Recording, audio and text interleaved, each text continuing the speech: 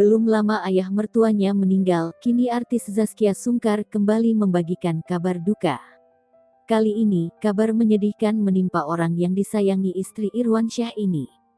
Setelah ayah dari Irwansyah, Umar Effendi meninggal dunia, kini sang ibunda jatuh sakit dan harus dirawat di rumah sakit.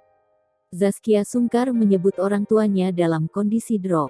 Kepedihan hati Zaskia Sungkar dan Irwansyah ini ia ungkap di laman Instagram pribadinya belum lama ini.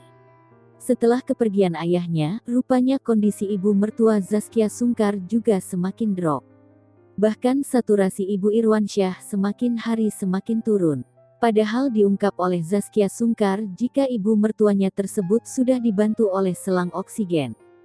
Zaskia Sungkar pun meminta agar pengikutnya memberikan doa untuk kesembuhan sang mama.